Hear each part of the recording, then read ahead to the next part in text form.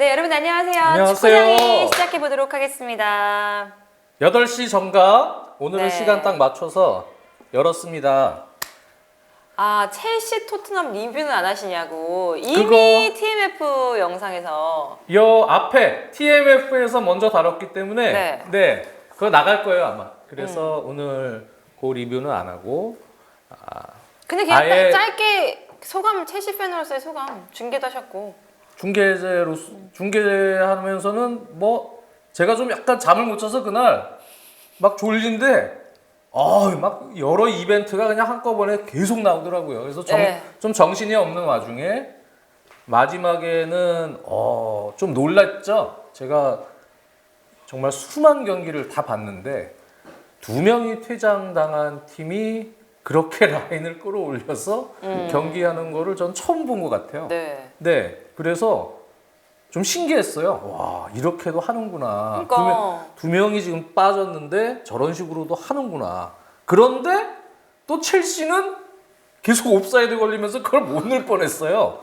그런 상황을 거의 하프라인까지 올려가지고 계속 그 9명이서 라인을 컨트롤을 했는데 그 제임스 선수의 수루 패스 해서 스털링에게 전개된 그거 하나가 딱 걸리면서 골이 터졌지. 그게 아마 그것까지 실패했으면 자칫하면은 첼시가 아마 큰 또 욕을 먹을 뻔했던 경기죠. 첼시가 결정력은 심각했습니다. 첼시 가루 이러면서 또. 첼시 가루 역할은 했죠, 확실히. 그래서 어쨌든. 오늘 어제도 경기 끝나고 잉글랜드 언론 쪽의 논조들을 제가 여러 정론지 그다음에 약간 뭐 다른 또 언론사들 기사들도 많이 올라왔길래 쭉 봤어요. 네. 그러니까 전체적으로는 저도 그런 느낌을 좀 받았지만 분위기상 지금은 아직 이제 시즌 초반이고 포스테코글루 감독이 지금 상황에서는 장기적인 좀 방향성을 잡고 팀의 어떤 스프릿, 우리가 도전하는 도전자의 자세로 본인의 어떤 철학, 축구적인 철학을 적극적으로 선수들에게 계속 밀어붙이는 어떤 단계에서 아마 그런 판단을 했을 것 같아요. 그래서 괜찮아, 밀어붙여. 그리고도 또 찬스는 만들었잖아요, 그렇죠? 그래서 다이어 선수의 그 옵사이드 취소가 된 득점이나 아니면은 뭐 손흥민 선수의 또 찬스나 또 몇몇 찬스들을 또 그러고도 만들었어요. 그러고 나서 경기가 끝나고 나서 또 홈팬들에게 환호를 받고 기립박수 치고 그랬잖아요. 홈팬들 입장에서는 사실은 그런 축구를 거의 볼 기회가 없을 거예요. 그쵸. 2명 퇴장당했는데 홈팀이 그런 식으로 적극적으로 하는 거 어떻게 보면 서커스를 보는 기분으로. 거기다가 뭐 지난 시즌에는 답답하기 이를 바 없는 그런 그렇죠. 축구였는데. 네. 그런 축구를 또 본 지난 토트넘 팬들은 사실은 또 입장료가 별로 아깝진 않았을 거예요. 졌지만 네. 와, 이렇게도 경기를 2명 빠졌는데 하네. 그게 뭐 젖잘싸라고 하죠. 그렇죠. 그러다 보니까 선수들이 박수를 쳐주고 그런 것이 전체적으로는 뭐 적극적인 운영을 거기서도 강조하고 또 홈팬들과의 어떤 유대 그런 부분에서도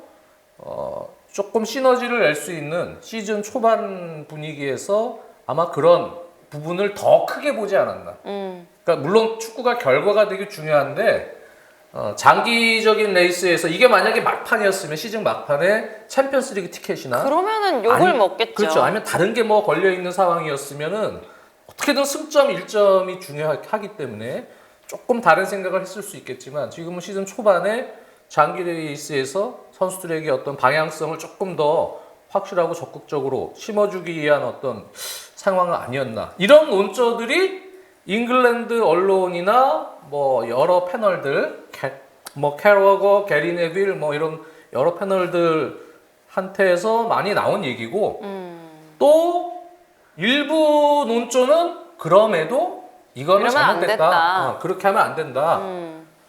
거기서 그런 무리수는 뭐 팬들도 그런 표현들을 쓰지만 결과를 잃고 낭만을 얻은 경기. 너무 낭만적이다. 로맨티스트 바티골. 어떻게든 승점 3점 1점이라도 따낼 수 있는 결과를 냈어야 되고 그렇죠. 그리고 선수들도 많이 좀 잃었고. 그렇죠. 적극적인 스프릿이라는 것은 무조건 공격적으로 나갔을 때만 스프릿이 나오는 건 아니다. 수비로 잠궈서 그 적은 인원이 철저하게 짜내는 그러한 마인드를 가지고 스프릿을 강하게 수비적으로 발현할 때도 그것도 적극적인 스프릿을 그 짧은 시간 안에 구현할 수 있는 것이다. 그러면서 오히려 전략적으로 효율적인 역습을 할 수 있는 그 대부분이 최선의 그 방법을 상황에서 찾았어야 되지 않느냐라고 까는 논조에 잉글랜드 언론들도 꽤 있습니다. 대부분이 네. 거기 그 상황에선 역습을 하죠. 이게 지금 능남교구 윤대현님께서 다른 감독도 대부분이 그렇게 안 하는 이유가 있다고 봅니다라고 얘기도 하셨는데, 근데 저는 그렇게 생각하긴 해요. 뭔가 남들이 안 하는 거를 할 때 아 그놈은 난 놈이야 이런 얘기 하잖아요. 그런 것처럼 위원님이 우리가 지금 축구장에 바로 켰을 때 이제까지 지는 퇴장당한 경기에서 이런 경기는 처음 봤다라고 하는 것처럼 뭔가 두 명 퇴장 포스테코글루는 됐을 때 그 경기로 네. 봤을 때는 포스테코글루는 진짜 난 사람이면 틀림없어요. 여러 가지 면에서.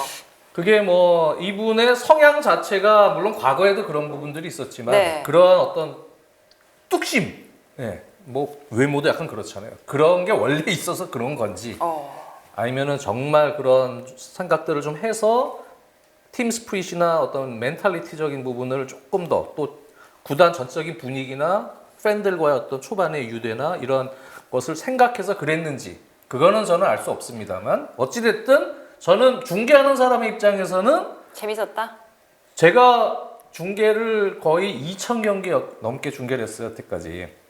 그리고 경기 본 건 아마 수만 경기를 봤을 텐데 2명 퇴장당한 경기들이 꽤 있거든요. 네. 그런 경기 중에서는 이런 경기의 사례는 상당히 이례적인 사례고 스탠다드하게 하면은 팬들이 얘기했다시피 그 정상적인 운영은 아니었어요. 포스테코글루 하면 스탠다드하게 하면 당연히 내려서서 잠그고 최소한 승점을 그게 왜 그런가 하면 만약에 1대2로 뒤지고 있는 상황에서 그랬다면 이해가 돼요. 그쵸. 네, 골을 넣어야 되니까.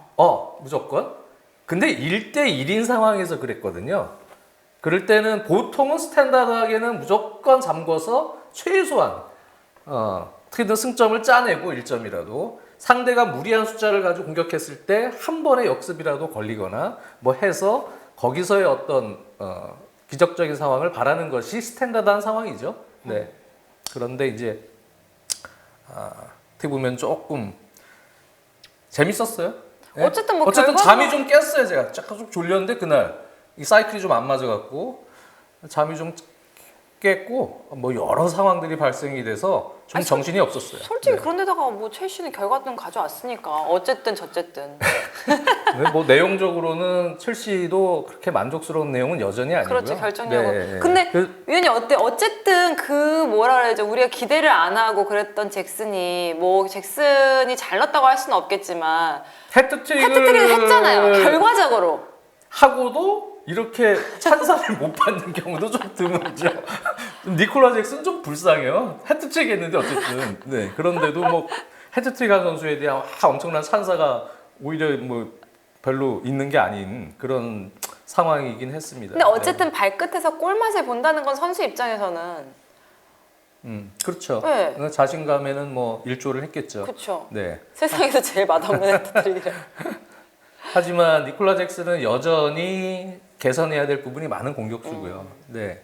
그러다 보니까 아마 뭐 또 겨울 이적 시장에 좀 확실한 카드를 좀 영입하기 위한 노력은 있을 수 있습니다. 네. 근데 이것이 니콜라 잭슨의 성장에는 아마 큰 또 하나의 계기가 될 수 있는 또 그런 부분인 것 같아요. 우리 지금 오늘 주제랑 안 맞게 딴 얘기하고 있네. 그러니까 어쨌든 네. 토트넘 첼시 얘기를 잠깐 해야지. 근데 이 이후에 얘기를 할 수 있잖아요, 위원님. 네, 맞아요. 그래서 그렇게 얘기를 했고 오늘의 주제는 뭐 토트넘과 이제 올브스가 만납니다.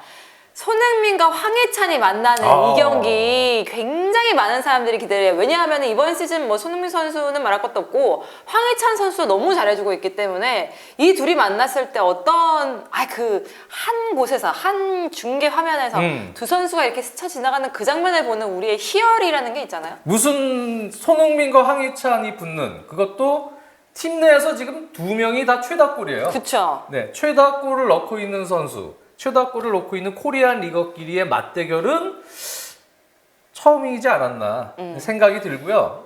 더비 이름을 붙이면 뭐라고 붙여야 될 것 같아요? 한국 더비. 한국 더비? 저는 이름을 붙일 수 있습니다. 뭐요? 후평동 더비. 뭐야 그게? 후평동 더비. 춘천 후평동 더비. 두 선수가 다 같은 동네에서 태어났어요. 아? 춘천시 후평동에서 태어났어요. 네, 그래서 후평동 더비. 네. 저는 아무리 그 위원님이 이거 몇 번이나 얘기했잖아요. 몇 근데도 번이나 왜 몰라? 얘기했는데도 그 후평동이 별로 그렇게 저한테 크게 와닿지 않는데 이 춘천 출신은 굉장히 그 후평동이라는 곳이 와닿는 거죠. 그러니까 후평동이 그렇게 큰 지역이 아니에요. 네. 거기 옛날에 주공 아파트 1단지, 2단지, 3단지, 4단지 전 진짜 많이 들었는데도 예, 5층짜리 주공 막 아파트 이랬는데. 생기면서 후평동이 생겼고 네. 그 지역이 그렇게 넓고 큰 데가 아니에요. 아 진짜 그 너무 좁은 동네에서 그 두 명이 지금 나온 거야. 여러분들 좀 그건 너무 닭갈비더비는 뭐예요? 닭갈비더비 춘천에 춘천에 닭갈비밖에 없습니까? 그건 아니죠. 막국수밖에 없습니까? 막국수 더비 막 다 나오네 지금. 저는 후평동 아니에요. 저는 춘천 저 도청 근처에 살아요. 네. 도청? 후평동에 막국수 맛집 있어요. 부안 막국수라고. 감자전? 다 나와 지금. 아 배고파. 어떡해요 이거. 후평동 커졌죠? 저쪽 옛날 퇴계동까지 사람 후평동- 커졌어요? 나 옛날 사람이라 여러분들- 옛날 주공 아파트 살 때 친구들이 거기 좀 많이 살아서 후평동 저만 놀러 간 몰라요? 거밖에 기억이 여러분들 안 나. 알아요 다? 소양강 더비 난리 났네 지금. 강변가요제 막. 아이고, 그렇습니다. 참. 아유 정말. 어쨌든 이 소양강더비 도청이나 후평동이나 거기서 하긴 뭐 좁은 도시니까. 다들 아시나 봐 그 동네를. 능남고교 윤대엽님이 다이어 선발. 그러니까 아까 네. 처음에 우리가 토트넘 대 울브스 얘기를 하니까 바로 다이어 대 황희찬 이렇게 얘기를 하더라고요. 그러니까요. 네.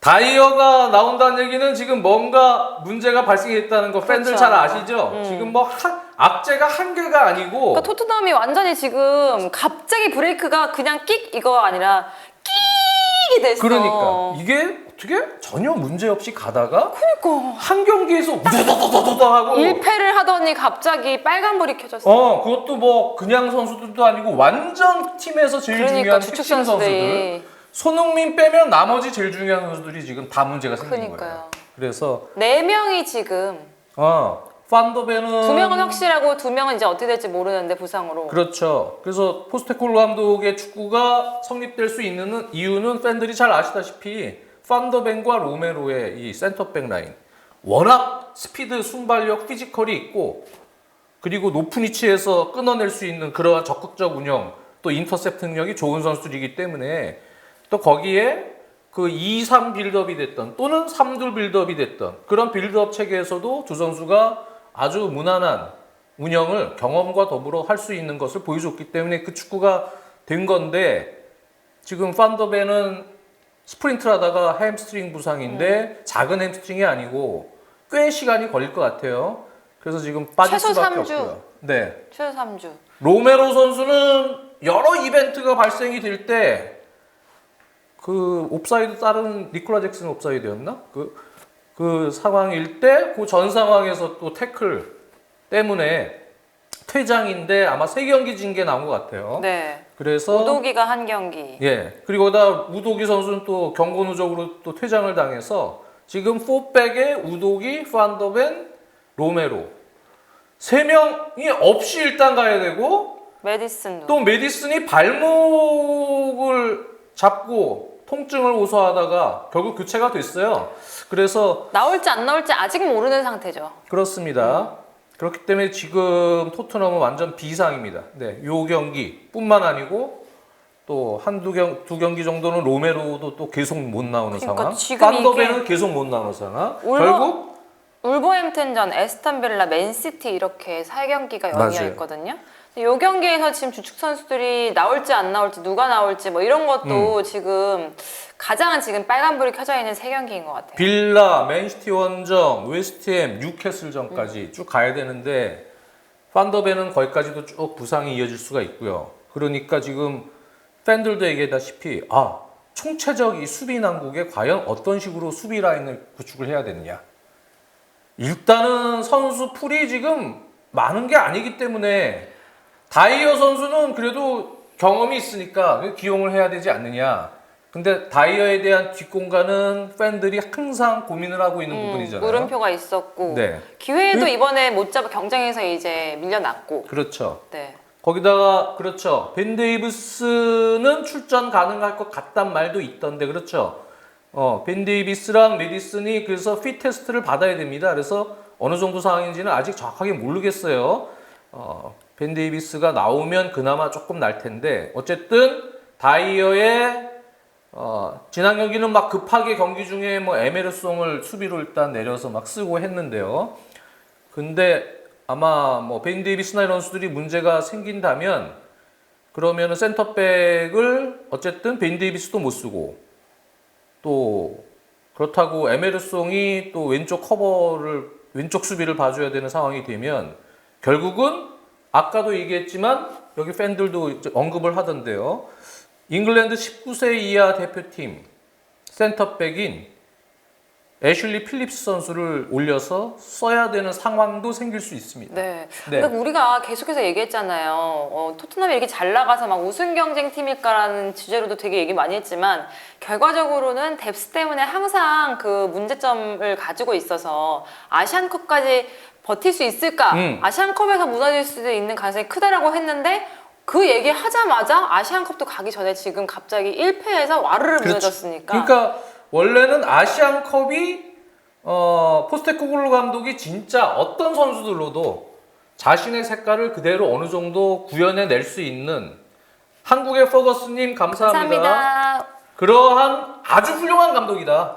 그대로 색깔 유지할 수 있는 그런 감독인지를 검증할 수 있는 그 시기로 봤는데 네. 지금이 돼버렸어요. 네, 그러니까요. 지금 이제 포스테코글루 감독이 거의 한 달만 빠르게. 로메로 혹은 공격 진영에 메디슨이 없이도 특히 수비 라인의 그 두 명의 주전 세터백이 없이도 자신의 축구를 그대로 좋은 내용으로 끌고 가서 결과를 낼 수 있느냐 이것을 검증해 볼 수 있는 단계입니다. 이걸 만약에 할 수 있으면 그러면 포스테코글루 감독은 정말 완전 높은 평가를 검증돼 받고 버리는 거죠. 팀도 분위기를 완전히 끌어올릴 수 있는 하나의 또 계기가 될 수도 있고요. 맞아요. 그런데 지금 이 빡빡하고 어려운 이 일정에서 만약에 승점을 계속 들어간다. 수비에서 문제가 생긴다. 그러면은 기존 시즌 전에 안고 있었던 그러한 포스테코글루 감독에 대한 약간의 리스크가 점점 커지면서 지금은 와 우리 축구 재밌다.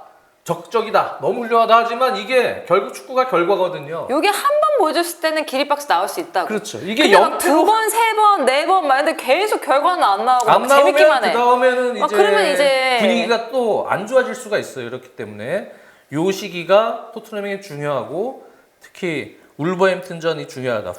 팬분들은 어떻게 하는 게 베스트가 될 것 같아요. 아까 보니까 다이어와 호이비에르를 센터백으로 차라리 쓰시오 이렇게 얘기하시는 분도 계신데요. 벤탄쿠르가 돌아와서 다행. 그렇죠. 그러니까 어떻게 보면은 메디슨 선수가 혹시 선발로 나오질 못한다.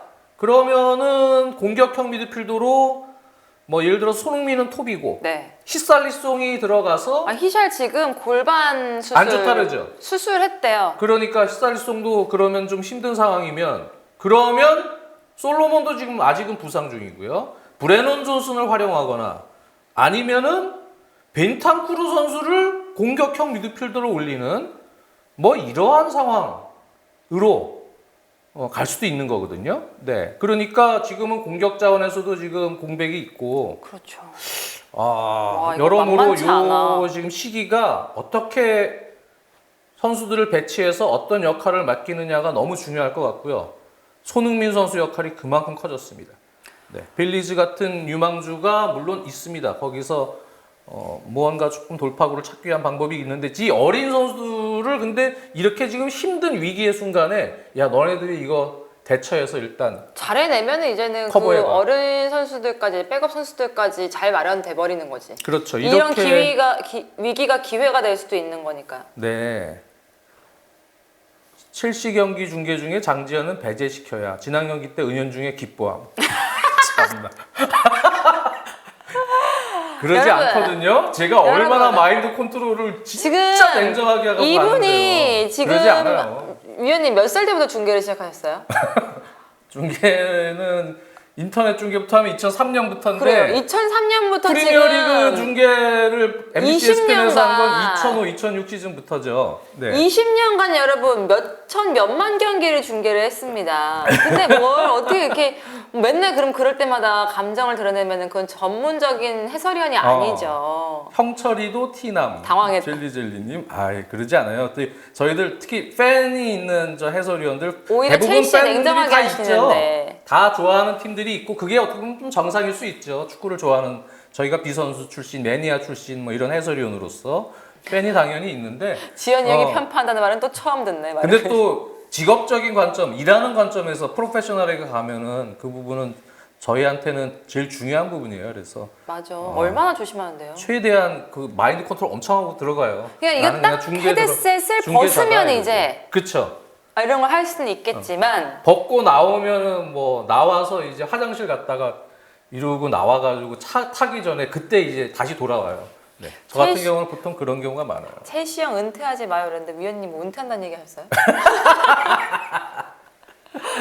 위원님 거의 한 의원님하고 장 의원님은 뭐 거의 호호 할아버지 될 때까지. 그렇죠. 한 의원님도 그렇고 다 좋아하는 팀들이 있죠. 근데 저희는 뭐 어떻게든 그 얘기 뭐 어떤 그렇다 치고 네.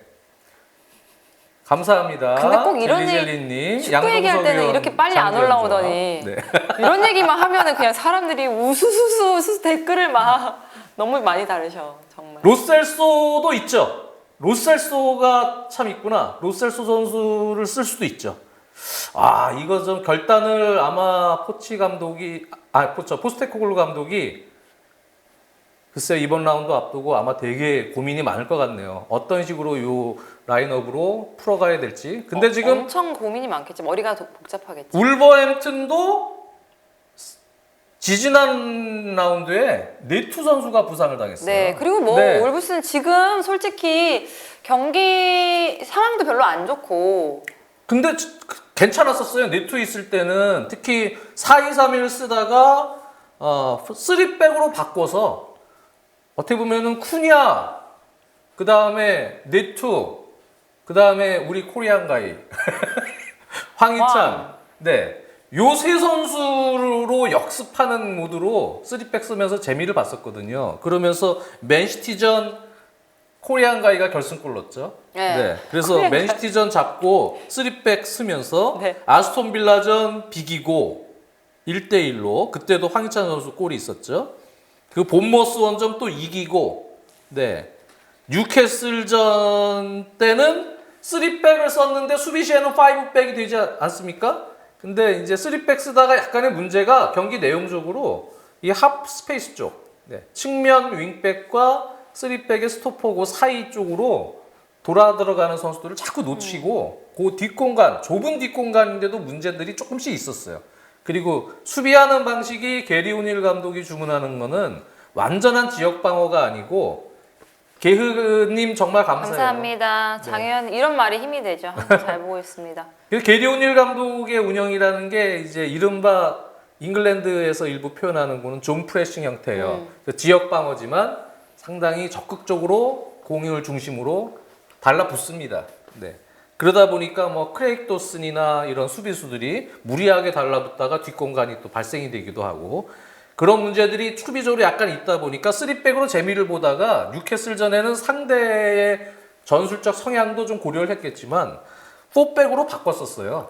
그래서 그냥 4-4-2처럼 아예 황희찬 선수를 왼쪽 윙포워드, 네투를 오른쪽 윙포워드로 쓰다가 황희찬을 쿠냐랑 같이 투톱으로 놓고 그렇게 경기를 했는데 그 경기에서 네투가 다친 거예요. 네투 선수는 사실 울버햄튼의 이 경기를 보시면 아시겠지만 새벽 후에님 감사합니다. 감사해요. 네. 울버햄튼은 중앙에서 이른바 볼줄이 있는 창의적인 중앙 미드필더 이런 선수들이 없어요. 그렇기 때문에 그 네투나 황희찬이나 쿠냐 이런 선수들의 빠른 전환이 공격에 있어서 거의 뭐 컨셉상 70-80%를 먹고 들어가는 운영이에요. 그 중에서도 네투 선수의 이 돌파, 엄청난 순간 스피드를 활용한 파괴력 있는 돌파, 또 스피드를 그대로 살린 채 방향 전환을 해서 그대로 상대 수비를 무력화시켜서 어시스트나 또 골까지 만들어내는 이 니투는 그런 역습에 있어서 물론 골은 황희찬 선수가 제일 많이 넣고 있지만 니투는 그 공격 전술의 거의 핵심이라고 할 수 있는 거죠. 70% 60%를 차지한다고 보면 돼요. 네, 그렇기 때문에 니투 선수의 이 공백은 게리 오닐 감독 입장에서는 토트넘의 수비 어떤 공백도 지금 상당히 고민거리지만 니투의 공백도 어떻게 보면 울버햄튼 입장에서는 엄청난 치명타입니다. 와. 네. 주전 선수들, 핵심 선수들 4명이 빠진 토트넘이냐. 네투가 빠지고 경기력이 토트넘보다는 굉장히 떨어지는 울브스냐. 그렇죠. 그래서 지금 험백님도 얘기하시지만 험백. 토미 도일도 요즘에 많이 쓰려고 하더군요. 그렇죠. 무언가 이제는 안 되겠다. 좀 중앙에서 패스를 넣어줄 수 있는 잘 넣어줄 수 있는 유형. 네. 뭐 르미나 선수나 부바카르 트라우레나 이런 선수들이 그런 걸 잘 못 해주니까 이제 그런 토미 도일을 조금 더 많이 쓰려고 하고 있고요. 4-4-2로 바꿔서 아인누리 같은 선수를 왼쪽 미드필더로 올려서 플레이를 지금 시키고 있습니다. 그 상황에서 황희찬 선수를 그냥 윙어로만 놓느냐 아니면은 게리 오닐 감독의 울버햄튼 입장에서도 토트넘에 약간 약해질 것으로 예상하는 뒷공간을 계속 공략하려고 할 거예요. 네. 네. 딩굴 딩굴라 까망콩님. 망콩님 감사해요. 감사합니다. 무슨 어떻게 읽는지 모르셨죠 지금? 네. 딩굴 까망콩님 감사해요. 그렇기 때문에 그 뒷공간 공략에 있어서 쿠냐 선수는 활동 범위가 넓고 예전 토트넘으로 치면 약간 케인 같은 역할을 해주거든요. 네. 그러니까 그런 상황에서 직접 본인이 볼을 전진해서 운반시키기도 하고 또 스트라이커 역할도 하고 전체적으로 그러한 역습에 있어서도 쿠냐 선수 역할도 큽니다. 그렇기 때문에 아마도 게리 오닐 감독은 쿠냐와 황희찬을 약간 토트넘 과거로 치면 손캐 조합처럼 네. 그렇게 역습을 위해서 쓰려고 황희찬을 조금 프리하게 배치를 시킬 수도 있습니다. 네. 혹은 벨르가르드라는 키는 작지만 그래도 재간이 좀 있고 한 방이 있는 이런 선수가 있어요. 지난 그 시필드 유나이티드전 교체로 나와서 막판에 아주 중요한 동점골을 넣었어요. 하지만 그 이후에 또 경기 종료 직전에 실점이 되면서 시필드 유나이티드에게 첫 승을 선물을 해줬지만 그런 벨레가르드를 공미로 쓰고 황희찬을 약간 윙어지만 중앙지향적인 공격 시에는 움직임을 갖게 하는 그러한 역할로 맡기고 쿠냐를 넣는 방법이 있고 또 하나는 칼라이지치를 톱으로 놓고 쿠냐를 조금 프리한 세컨 스트라이커로 기용하는 방법도 있습니다. 네. 아마 여러 생각을 놓고 게리 오닐 감독도 토트넘전에 임할 것이고 요 전전 라운드 이전까지 좀 좋았을 때 승률이 좋았을 때 썼던 3백을 가동할 수도 있습니다. 네, 그냥 했던 것처럼 3백을 가동할 때는 근데 네투가 없기 때문에 역습 모드에서는 확실히 파괴력이 떨어지는 부분 그 부분을 이제 어떤 식으로 어떤 선수로 커버를 하느냐 네, 뭐 이런 부분도 이제 문제가 좀 봐야 될 부분이라고 생각이 들어요. 그래서 이 경기는 전체적으로는 근데 모르겠다 진짜. 토트넘도 여러 악재가 지금 겹친 상황인데 그나마 괜찮을 때 울버햄튼을 만나는 거고요. 네투가 없기 때문에. 그쵸. 네.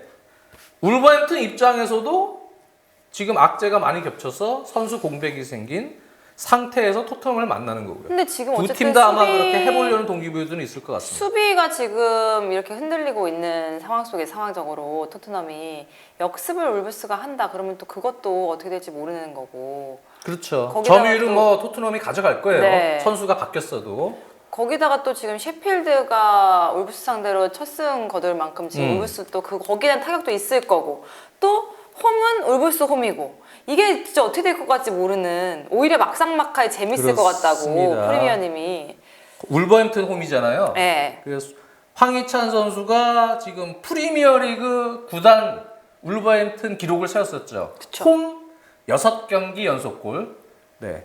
프리미어리그에서. 근데 이번에 홈에서 또 골을 넣으면 구단 전체 역사의 신기록이 되는 거죠. 7경기 연속골은 그렇죠. 홈에서 그런 기록도 한번 이번 황희찬 선수의 활약에 있어서 또 짚고 넘어가야 될 만한. 부분이라고 이제 생각이 듭니다. 우리 네. 선수도 여기 잘해요. 이런 상황 우리 속에서 선수들이 참 잘해요. 이렇게 잘할 때 특히 저는 이제 항상 선수들 아주 높은 지금 폼에서 잘하고 있을 때 항상 부상 조심해라. 그쵸. 그럴 때 조금 무리하게 스프린트를 하거나 무리하게 좀 욕심내서 나 더 뛰겠다 하다가 근육 부상 당하는 경우들이 많기 때문에 특히 우리 선수들은 진짜 부상 조심해야 돼요. 황희찬 또 선수는 월드컵 또 2차에서 굉장히 바로 앞두고 있기 때문에 굉장히 힘도 좋고 거기다가 또 몸 아끼지 않은 플레이를 하니까 또 황희찬 선수. 조심해야죠. 지금 뭐 팀 내에서는 진짜 제일 믿을 만한 선수가 됐어요. 그러니까 네트가 없기 때문에 역습에서도 물론 쿠냐도 역습할 때 볼을 전진시킬 수 있는 능력이 있는데 돌파도 하고 네. 황희찬 선수의 의존도가 좀 강할 거예요. 네, 이 경기는 네트 없이 황희찬 선수가 계속 측면으로 돌아뛰면서 역습에서 스프린트를 아마 요구를 하는 운영을 많이 할 것 같습니다. 황희찬을 얼마나 고립시킬 수 있는지도 관건이 되겠네요. 그러면. 그렇죠. 그러니까 토트넘 수비하는 입장에서는 2-3 빌드업 체계로 운영이 되는데 과연 다이어와 누가 나올지 모르겠지만 뭐 애슐리 필립스나 이런 젊은 선수들이 나왔을 경우에 그런 빌드업은 사실 호흡이 좀 중요하고 좀 맞춰보고 해야 되는데 네. 경험도 부족하고 미스들이 좀 나오고 그러면 바로 뒷공간 전환해서 황희찬이나 뭐 다른 선수가 될 수도 있지만 그런 선수도 빌레가르드 같은 선수도 물론 될 수는 있어요. 그런 선수들에게 기회가 올 수가 있고요. 또 어쨌든 토트넘은 그런 빌드업 상황에서도 또 압박도 울버햄튼이 잘 준비하고 나올 가능성이 높기 때문에 그 부분에서 상당히 또 조심스러운 운영도 필요하다. 근데 진짜 프리미어님 말처럼 다이어의 입장에서 보면 이건 기회라고 생각할 수 있잖아요. 이거 얼마나 또 마음을 단단히 먹고 그렇죠. 나오느냐 올 일단 시즌은 달라질 것 같고. 예, 에우진 파크님이 올 시즌은 스프린트하는 황희찬을 많이 못 봐서 크크 이렇게 하셨는데 아마 그런 부분일 거예요. 그러니까 기존에 3명이 그냥 역습하는 운영, 네투가 가서 했을 때는요. 네투, 황희찬, 또 쿠냐 이럴 때는 황희찬의 역할은 중앙으로 들어가서 어차피 돌파는 네투가 해주는 거예요. 네. 네투가 돌파를 해주면 순간적으로 이제 끊어 들어가거나 수비진에서 골 넣는 위치에서 움직여서 그 크로스, 땅볼 크로스나 수비 라인과 키퍼 사이로 들어가는 그런 찬스, 또 배우 공간 그것을 받아먹는 스코어로서 골을 넣는 선수로서의 역할을 여태까지 했습니다. 올 시즌 초반에는요. 근데 지금은 이제 네투가 없기 때문에 그렇죠. 스프린트도 해야 한다는 지금은 거죠. 근데 황희찬이 이제 요 시점에는 네투가 없는 기간에는 2개를 다 해야 돼요. 본인이 네투 역할도 해줘야 되고 또 같이 골 넣는데 도움을 주는 또 본인이 직접 들어서 골을 넣는 역할까지도 해줘야 되기 때문에 조금 더 황희찬에겐 부담이 더 생겼습니다. 부담이 생기죠. 네. 그 사이에서 이상엽 닮았다고 얘기하는데 저 그런 얘기 되게 많이 들어요. 어떻게 하시고 또. 네트 없이 공격이 안 풀리긴 해요. 라고 네, 한시혜 님이 나왔고 위원님은 몇 대 몇? 몇이라고 생각하세요? 아 모르겠는데. 지금, 지금 근데 올라오는 걸로 봐서는 골이 많이 나오는 게 중요할 거다. 이 경기는 수비가 문제가 아니라 누가 골을 많이 넣는 게 뭔가 관건일 것 같다. 누가 더 골을 많이 넣느냐? 네. 그러면 왜냐면 이제 사실 어떻게 보면 포스테코글루 수비가 감독이 아니고 쉽지 않으니까. 네, 슈틸케 감독이 되는 거죠. 네.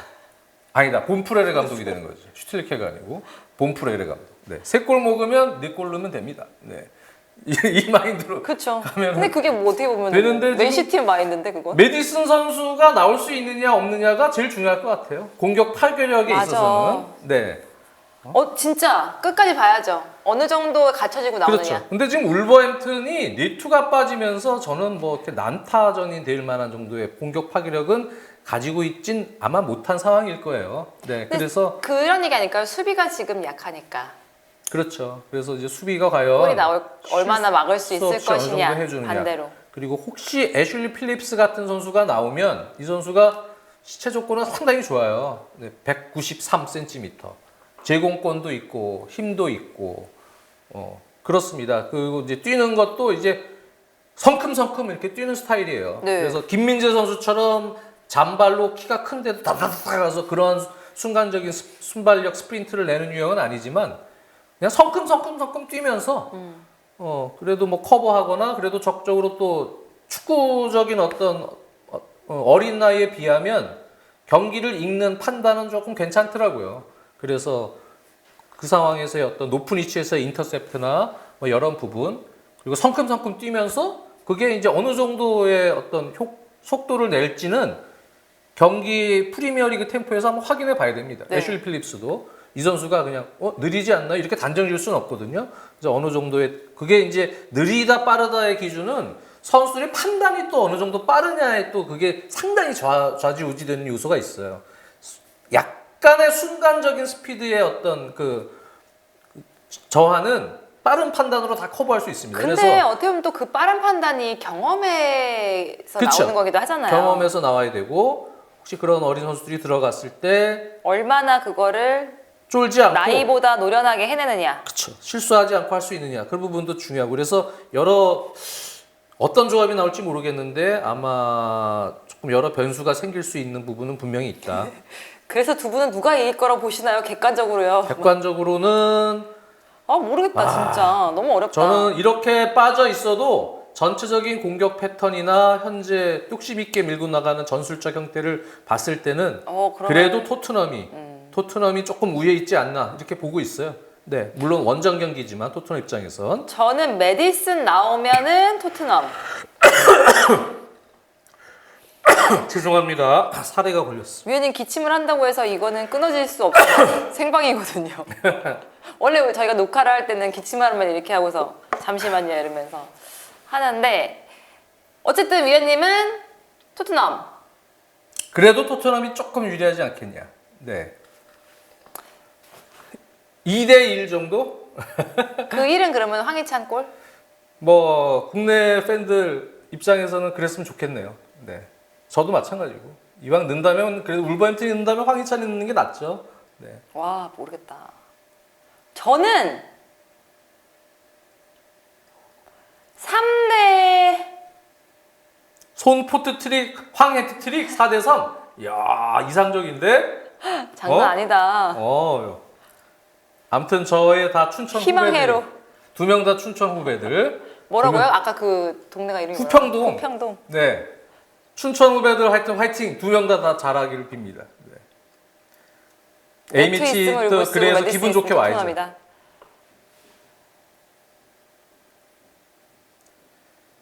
이번 A매치 중계 하시나요? 지금 확정이 아마 된 것 같긴 한데 SBS에서도 중국전은 합니다. 네. 근데 중계 저는 준비를 해야 될 것 같아요. 좀 그런 중국 원정. 저는 좀 그런 건 있어요. 토트넘이 지금 뭔가 자꾸 이렇게 위로 올라오면서 우리나라 팬들도 그렇고 뭔가 조금 프리미어리그가 우리나라에서는 굉장히 더 재밌어진 것 같은 느낌이 막 들잖아요. 요즘에 그래서 그러니까 저는 그래도 토트넘이 이 위기에서 쭉 미끄러지지 말고 좀 계속해서 이어가면서 재밌는 경기도 보여주면서 결과까지 내서 좀 계속 그런 우리한테 좀 흥분되는 프리미어리그를 이끌어 갔으면 좋겠다라는 게 개인적인 희망입니다. 요즘에 팬도 또 많이 늘은 것 같아요. 아 늘었어요. 그렇죠. 아까 댓글에서도 저희 그 챗 주신 분께서도 자기가 원래 손흥민 팬이셨는데 이번 경기 보고서 졌지만 토트넘 팬이 됐다. 막 이렇게 얘기하시는 분도 있었어요. 또 그런 것도 하나가 있구나. 네, 뭔가 매력적인 거죠. 축구가. 뭐 사실 가장 이상적인 건 정말 공격적이고 재미있는 축구 하면서 결과까지 가져오는 결과까지 거죠. 다 이기면 좋은 거죠. 네. 근데 이제 그런 것 같아요. 근데 위원님 네. 저희가 지금 생방에서 이렇게 얘기하고 있잖아요. 근데 이제 피터 가져온 기사는 또 완전 다른 내용이잖아요. 약간 낭만적인 기사들이 많아서 네. 피터가 아마 뽑은 기사는 제가 아까 슬쩍 봤는데 까는 기사 하나 가져왔더라고요. 당연히 피터는 가디언에서 까는 기사 기사? 가져오겠지. 네. 어쨌든 그렇습니다. 뭐 또 다른 거 뭐 좀 이렇게 궁금하신 거 이런 것들 있으세요? 네. 한 5분 정도 더 할 수 있어요. 지금 38분이니까. 지금 8시 39분이구나. 근데 보니까 뭐 여러 논조들이 있어요. 네, 그래서 근데 이렇게 보면은 진짜 이 말이 맞고 애슬레틱 이렇게 같은 보면 이 말이 맞고 데서는 약간 이제 이게 정신적으로 팬들과의 유대나 여러 부분에서 좋은 효과도 줄 것이다. 이런 기사를 어떤 기자가 쓰니까 또 애슬레틱의 다른 기자가 로메로 까는 기사를 그러니까요. 쓰고 뭐 타임스, 가디안 또 그런 여러 약간 또 보수적인 정론지나 뭐 그런 부분에서는 약간 또 보수적인 스타일로 쓰고요. 네. 또 다른 데서는 상당히 낭만적으로 또 쓰고 아직은 이제 그러한 것이 어떤 식으로 이 팀에게 성적에 악영향을 미치느냐에 대해서 아직은 그렇게 좀 판단하기가 이른 시점이기 때문에 아, 네. 순주이모는 어느 팬이시냐고요? 아니 왜 몰라요? 새벽후회님 요즘 보시는 맨유. 분인가 보다. 아 무슨요? 위원님 저는 맨유 아니에요. 맨유 아니야? 남편이 남편이 맨유인데? 맨유지. 남편과 저는 각각 다른 개인의 개인체입니다. 어디요? 뭐라 하냐? 개별체예요? 뭐예요? 어디 뭐라- 팬인데? 저요? 전 여러분들 팬입니다. 아이 진짜 재수 없어. 아이 재수 없어. 아, 저는 좀 토트넘 팬일 거야 아마. 손흥민 선수 응원하는. 아니 토트넘 그렇지도 팬. 않아요. 저는 조금 그때그때 다른 것 같아요. 막 아스널이 재밌을 때 막 아스널 팬이고 맨유 순레이가 근데 막- 거기까지 재수 없어. 여전히 저 본인 팬을 숨기는 네 몸살이는 분들.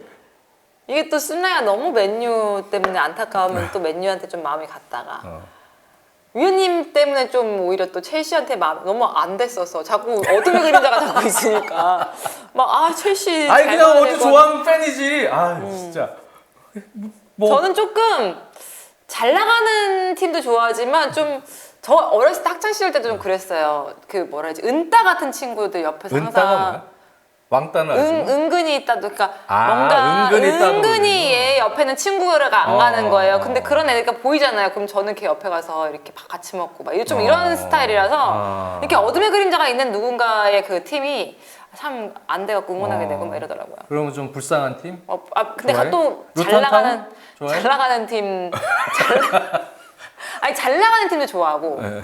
못 나가는 팀도 좋아해요. 어, 근데 그냥 중간 그냥 아무 생각 없는 그런 그런 팀은 별로 안 좋아요. 별로다? 마음이 왔다 갔다 해요. 그렇구나. 당장 첼시 추천은 못 하겠어요. 내년에 추천. 좀 불쌍한 팀. 저는 좋아요 첼시. 첼시, 맨유 뭐 요즘 잘하자. 분위기로는 그런 팀들 잘하자. 좋아하면 되겠네. 네. 잘 나갈 여지는 있지만 지금 불쌍한. 준이 형도 저 맨유 팬이었다가 아스날이 불쌍해 보여서 갑자기 아스날 팬으로 바꿨다고 본인이 진짜요? 그랬잖아. 옛날에. 진짜예요? 나 옛날 처음 만났을 때 맨유 팬이었어. 아 그런 얘기 들었던 거 같아요. 어.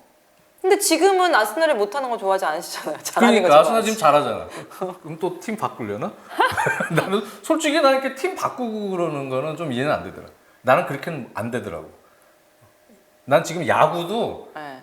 삼청태연 라인 팬인데 이경원이 정말 감사합니다. 감사합니다. 82년 산미 슈퍼스타즈 저 어린이회원 가방도 집에 아직 있어요. 그리고 그 얘기 당시에 100번 들은 것 준 같아. 물품들부터 해서 산미, 청보, 태평양, 현대까지 엄청 팬이었거든. 경기장 따라다니고 야구도. 근데 그게 인천 연고였다가 막 저 연고지 서울로 옮긴다고 깝죽대고 있다가 못 옮기고 수원에 임시로 정착돼서 살 때 우리 팬들 그 진짜 완전 그 맨날 경기장 쫓아간 연안부두 부르는 우리 패거리들이 있어. 이 팬들이 다 열받아 갖고 다 떠났거든. 그런데 아직도 그 적통을 이렇게 따라가면 이제 키움이라고 봐야 되거든. 키움? 근데 아직도 키움에 대한 이 잔정이 좀 있는 거야. 이렇게 보면서. 나는 그거를 사실 못 버리겠더라고. 위원님 만약에 그 좋아하는 팀을 바꾸는 사람은 자기 여자친구도 막 바꾸는 사람이에요. 그게 다 의리와 이런 거가 다 연결되는 사람이라니까. 최윤수님 어떻게 알았지? 키우메로 춘천에서 허구현 감독 청보 핀터스 첫 승할 때 제가 그 홈런공 양승관 선수의 역전 3런 홈런공 주순 사람이에요. 그거 중계에 나와서 그런 거 아니에요? 중계에 나와서 아시는 거 아니에요? 그런가? 네. 최윤수님은 뭐 저희 방송 다 보시니까. 청보 허구현 위원님한테 MBC에 있을 때 스포츠 저 매거진 프로그램 같이 할 때 그 얘기를 슬쩍 꺼냈다가 감독님 표정이 허구현 감독님이 인상을 딱 쓰시더라고요. 딱 꺼내다가 탁 멈췄지. 와. 하여튼 네 최윤수님은 모르는 게 진짜 없습니다. 정말 네. 없어요. 저분은 사실은 내부 사람일 수도 있어. 위원님 꼼대 가르송 신발이라고 아니고 오늘 이거요? 저 만나자마자 이거 저거야. 순주야 내 신발 어때? 이러면서 그 또 뭐지 그 세자 그 저 캔버스 캔버스 컨버스 컨버스예요. 캔버스는 그림 그릴 때 하는 거. 컨버스 파란색이 예쁘길래 샀어요. 근데 진짜 그리고 이제 예뻐요 위원님. 이거 그리고 그리고 살짝 키높이도 있는 것 키높이도 같아서 있고 아주 마음에. 그래서 저같이 저도 제가 마음에 168이거든요 키가.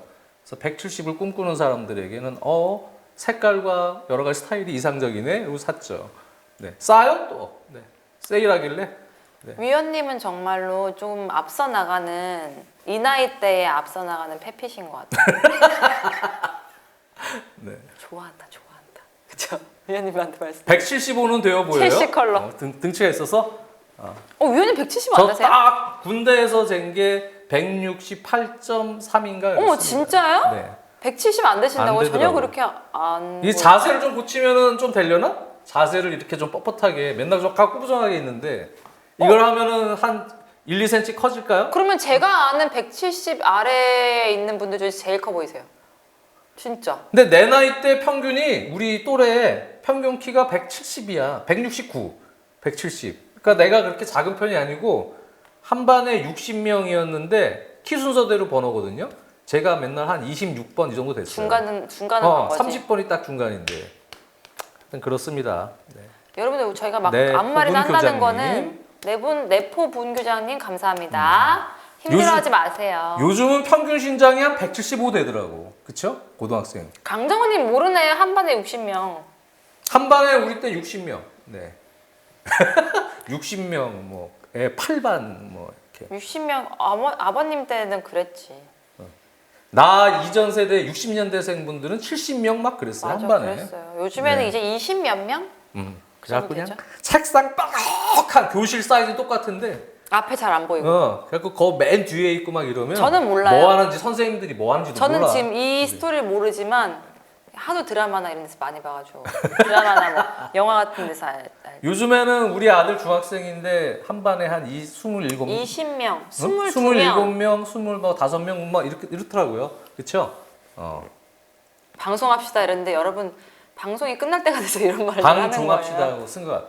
방종합시다. 쓸데없는 얘기 하니까. 네, 이제 끝냅시다. 이제는 좀 있으면 네. 피터가 와요. 그럼 네. 피터와 토트넘에 대한 부정적인 이야기들. 아니 이렇게 말하면 안 된다. 토트넘의 첼시전에 대한 긍정적인 리뷰들은 TMF에서 했고 여기는 나 소학교 다닌 거 아니라고. 국민학교다, 국민학교. 무슨 소학교야, 내가. 소학교는 지금 이제 돌아가신 분들 아, 때 언제가 소학교예요? 몰라요, 나도 소학교가 뭐. 우리 때 그냥 국민학교. 나 춘천 근하국민학교. 어쨌든 가겠습니다.